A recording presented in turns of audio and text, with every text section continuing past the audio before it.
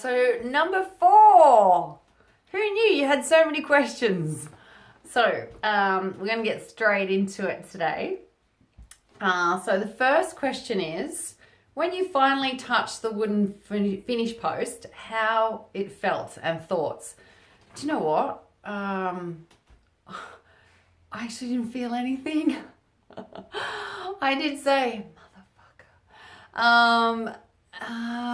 But yeah, I think I'd got all the emotion and everything out before I even touched the pole.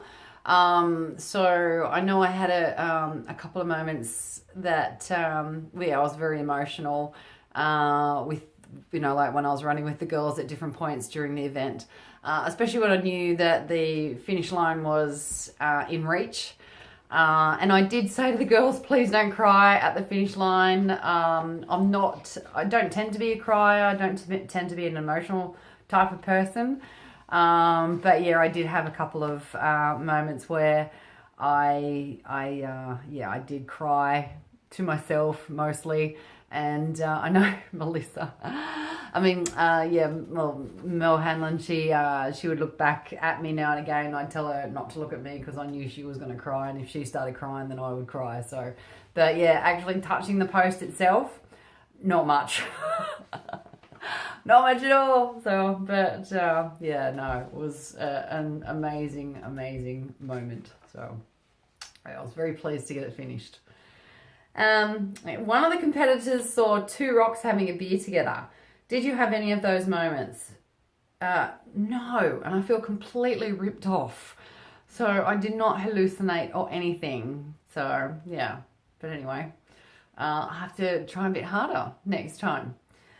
And the next question to that is, do you have a shiwi in your pack? No, I do not. I just don't know about that. But anyway, and would you do the race again? Oh, I actually would. Bloody thing. It gets under your skin. And I don't know of any other event like it in Australia. So unless someone comes up with something similar, then, I would definitely go back and have a crack and wear a gold bib. So when, I don't know. I would love to say next year, but I'm not 100% sure, because I do have some other goals that I want to achieve. So, and there's a couple of other events that I'm actually looking at that are fairly close to that time of the year. But yeah, so I suppose I'm just wait and see what happens. So, yeah, the boys might not want me back.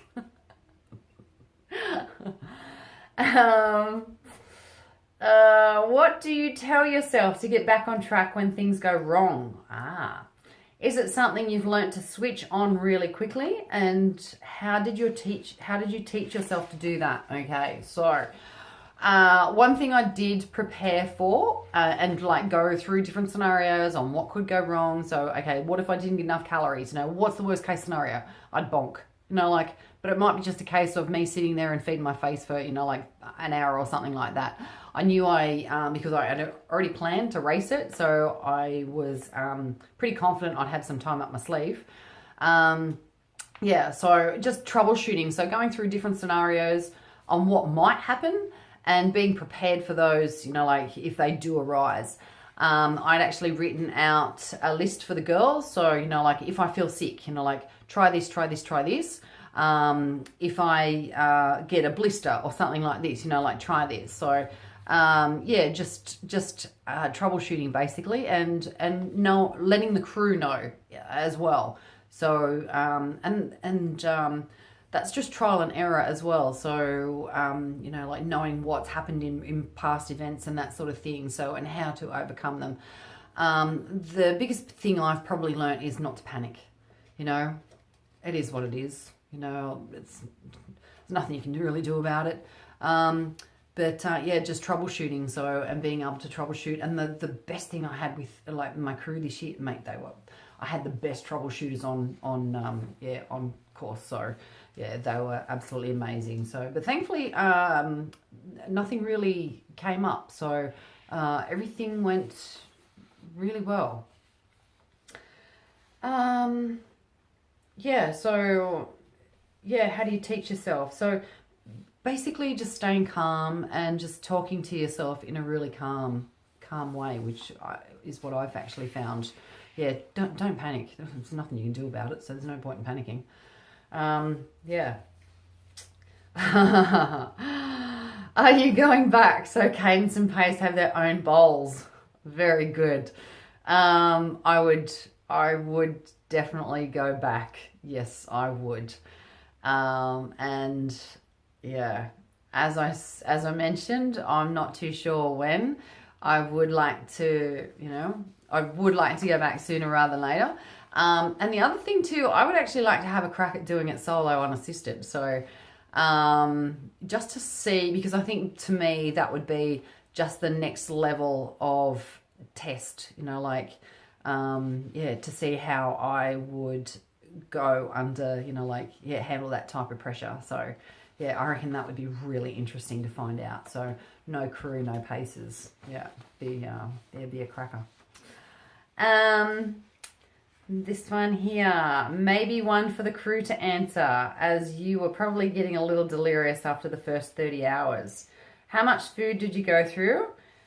Obviously a tough race and you have electrolytes fuel, but to fuel over that time distance would be interesting to know. Note, I know everyone's calorie needs are different, but just curious. So yeah, as you know now, I did eat 3 kilos of potatoes, 750, nearly a kilo of butter, some salt. It was almost a loaf of bread that I went through, a whole loaf of bread, Vegemite, cheese toasties as well. I forgot to mention those before. I couldn't really eat any of the other stuff that I thought I might like. It turned out I didn't like to eat on that particular weekend. Yeah, so that was mostly it. And yeah, the calories and that from Tailwind and the electrolytes from Tailwind. So yeah. Another one from me. What were the pros and cons of wearing your hair down? Rather than up. Did it keep you warm? Truth be told, after seeing pics of you on the course, there were a few times watching your tracker approaching the finish line, I thought to myself, run, Forrest, run. I felt like Forrest Gump. Disregarding the beard, of course. Well, thank you. I had actually decided to wear my hair down mainly because I did get, during training a couple of times, I ended up with a burnt neck. So yeah, I started wearing my hair down, and I actually found that it's not only stopped the back of my neck and that getting from burnt, but the sweat and everything was quite cooling when my hair was actually flicking around. So yeah, I did find that quite cooling. And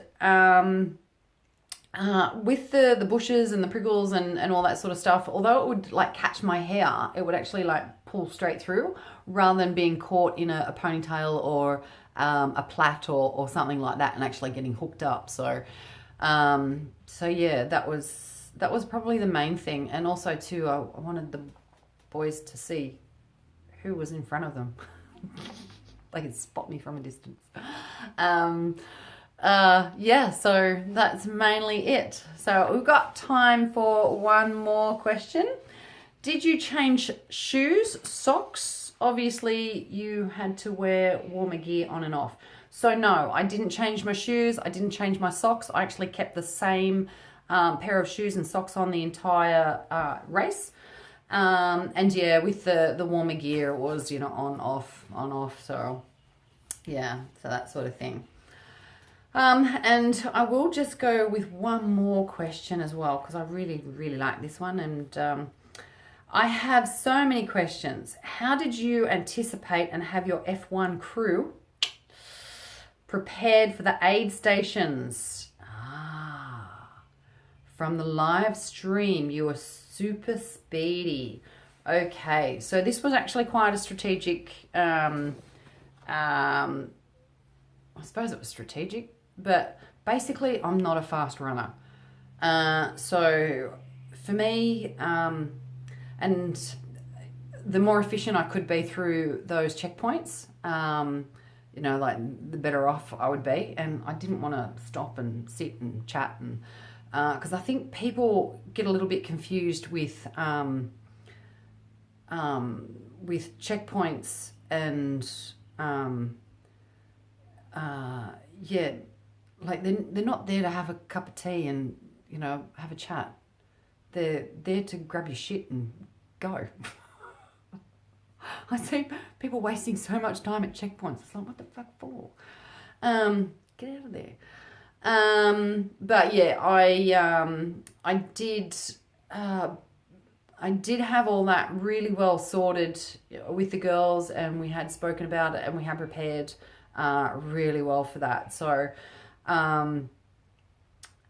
yeah, so I will actually go with a little bit more detail in the next couple of questions about that. So, because I know one of the questions is what was in the book. Like, everybody wanted to know what was in the book. A lot of people assumed they knew, which was quite interesting.